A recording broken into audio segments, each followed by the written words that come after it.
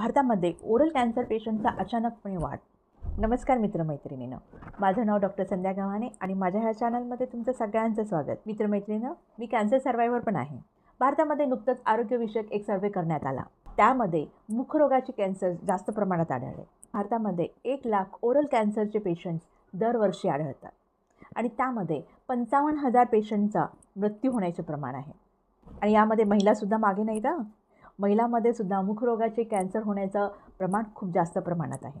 हे असं का? पहिल्यांदा हे जाणून घेऊया की ओरल कॅन्सर, मुख कॅन्सर म्हणजे काय. आपल्या तोंडामध्ये असणाऱ्या जीभ, गाल, ओठ, गालाची आतील त्वचा, घशाचा काही भाग, सॅलिव्हा ग्लँड्स यांना जेव्हा कर्करोग होतो त्याला मुख cancer, oral cancer, head neck cancer असं वेगवेगळी नावं दिली जातात. याची काही प्रमुख कारणं आहेत. मौखिक अस्वच्छता म्हणजे poor oral hygiene, HPV, human papilloma virus infection, alcohol consumptions, सगळ्यात महत्त्वाचं म्हणजे तंबाखू आणि तंबाखू मिश्रित पदार्थ खाणे. आपण आज तंबाखू आणि तंबाखू मिश्रित पदार्थ सेवन केल्यामुळे होणाऱ्या ओरल कॅन्सर बाबतीत चर्चा करणार आहोत. ओरल कॅन्सरचे काय लक्षण आहेत? समजा तोंडामध्ये 2 ते 3 आठवड्यापेक्षा जास्त एखादं अल्सर आहे किंवा गाठ आहे किंवा एखादी जखम आहे, ती कुठलीही ट्रीटमेंट करूनसुद्धा दुरुस्त होत नाही.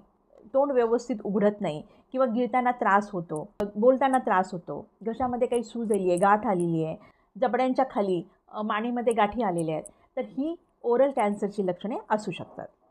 तंबाखू आणि तंबाखू मिश्रित पदार्थ खाल्ल्यामुळे जो ओरल कॅन्सर होतो तो पूर्णतः प्रिव्हेंटेबल आहे. म्हणजे आपण हा कॅन्सर टाळू शकतो. एक तर तुम्ही तंबाखू पूर्णपणे बंद करा. दुसरी गोष्ट, ओरल कॅन्सरच्या काही प्री कॅन्सरस स्टेज असतात.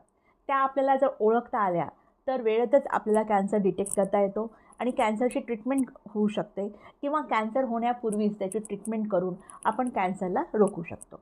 ओरल कॅन्सरच्या, मुख कॅन्सरच्या प्री कॅन्सरस स्टेज काय आहेत त्या आपण बघूया. आपल्या तोंडातील जी त्वचा असते, जे बकल म्युकोजा असतो, तो सॉफ्ट, लवचिक आणि गुलाबी रंगाचा असतो.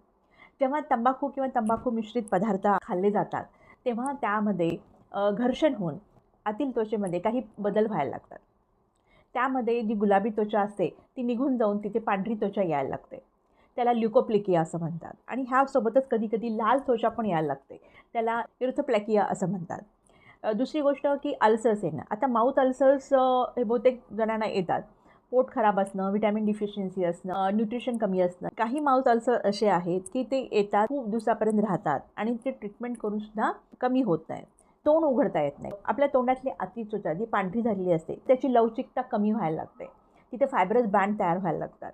ह्याला म्हणतात सबम्युकोस फायब्रोसिस. आता आपण बघूया की तंबाखूमुळे कॅन्सर कसा होतो. जेव्हा कोणी तंबाखू खातं तर ते तंबाखूसोबत कात घालतं, चुना घालतात, कधी कधी पान त्याच्यासोबत असतं.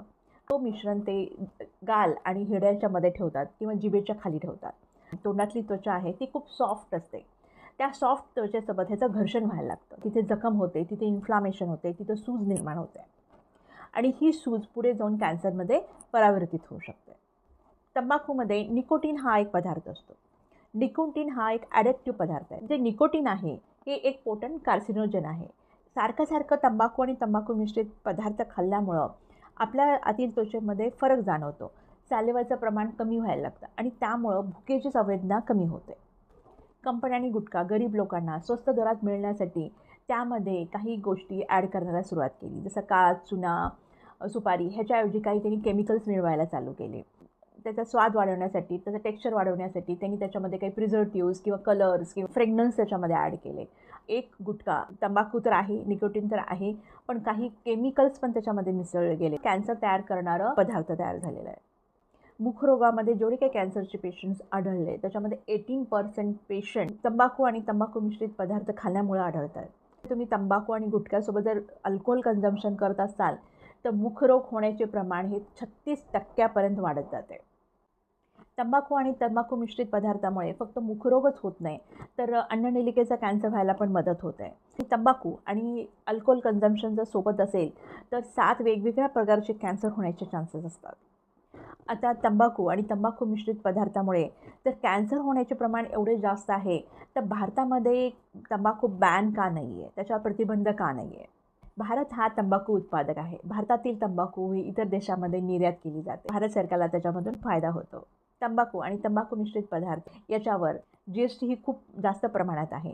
भारत शासनाने 2003मध्ये COPT हा ॲक्ट पास केला. ह्या ॲक्टमध्ये सिगारेट आणि तंबाखूचे इतर पदार्थ यांची TV मध्ये, सिनेमामध्ये ॲडव्हर्टाइजमेंट करायची नाही, त्याला प्रमोट करायचं नाही. आणि काही मूवीमध्ये किंवा सिरियलमध्ये तंबाखू किंवा सिगारेट दाखवलं जात असेल तर त्याखाली चेतावणी देण्यात यावी असं याच्यामध्ये नमूद करण्यात आलं. तसेच पब्लिक प्लेसेसमध्ये सिगारेट स्मोकिंग बॅन करण्यात आली.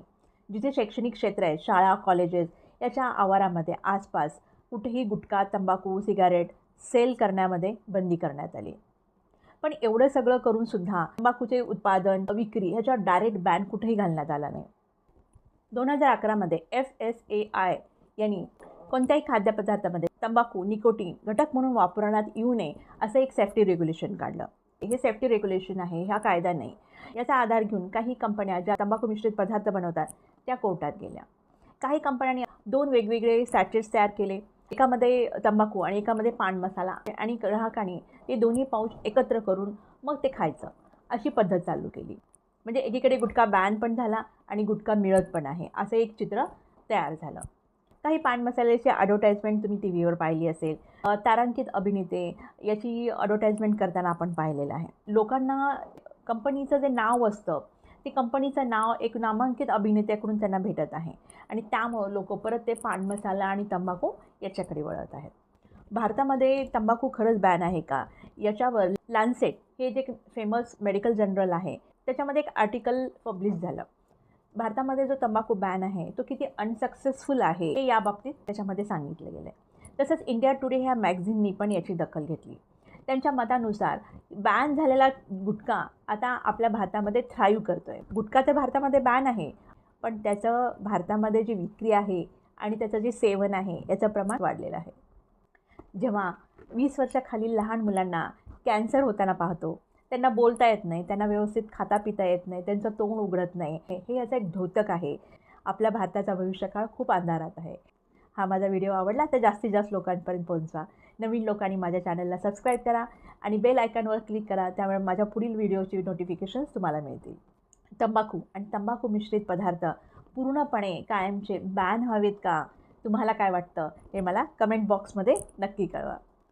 तोपर्यंत मित्रमैत्रिणी, स्वस्त रहा, मस्त रहा. धन्यवाद.